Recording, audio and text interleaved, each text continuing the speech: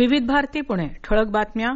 भारतीय सैन्य दलातील करिअरच्या विविध संधींविषयी तरुणांना माहिती देऊन सैन्यात भरती होण्याच्या दृष्टीनं प्रोत्साहन देण्यासाठी पुण्यात युगांतर 2047 या कार्यक्रमाचं आयोजन करण्यात आलं आहे. भारतीय सैन्य दलाचा पुणे भरती विभाग आणि पुनीत बालन ग्रुप यांच्या संयुक्त विद्यमानं गणेश कला क्रीडा मंच इथं येत्या मंगळवारी 25 मार्च रोजी या कार्यक्रमाचं आयोजन करण्यात आलं आहे. पुण्यातील प्रसिद्ध संस्थांमधील सुमारे 3000 महाविद्यालयीन विद्यार्थी यामध्ये सहभागी होणार असून हा कार्यक्रम युवा, योग आणि तंत्रज्ञान या संकल्पनेवर केंद्रित असणार आहे.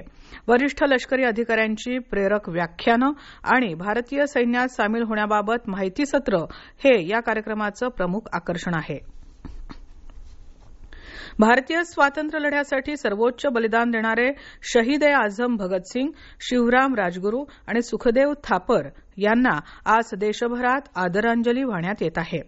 ब्रिटिश अधिकारी JP सॉन्डर्स याची 17 डिसेंबर 1928 ला लाहोरमध्ये हत्या केल्याबद्दल या 3 वीरांना लाहोरच्या मध्यवर्ती तुरुंगात 1931 मध्ये आजच्याच दिवशी फाशी देण्यात आली होती.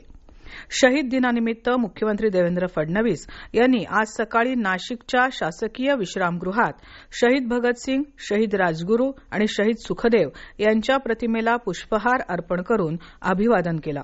यावेळी नाशिकचे विभागीय आयुक्त डॉ. प्रवीण गेडाम, पोलीस आयुक्त संदीप कर्णिक, जिल्हाधिकारी जलज शर्मा आदी मान्यवर उपस्थित होते.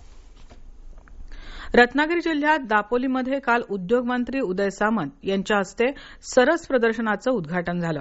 एका जिल्ह्यात 2 सरस प्रदर्शनं भरवण्याचा निर्णय शासनानं घेतल्यानंतर गणपतीपुळ्यानंतर प्रथमच दापोलीला हे प्रदर्शन भरवण्याचा मान मिळाला.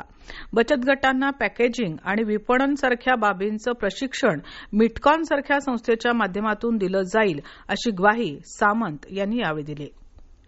जागतिक काचबिंदू सप्ताहाचं औचित्य साधून पुण्यामध्ये काचबिंदू जनजागृतीसाठी होप फाउंडेशन अँड रिसर्च सेंटरच्या वतीनं सायकल रॅलीचं आयोजन करण्यात आलं होतं.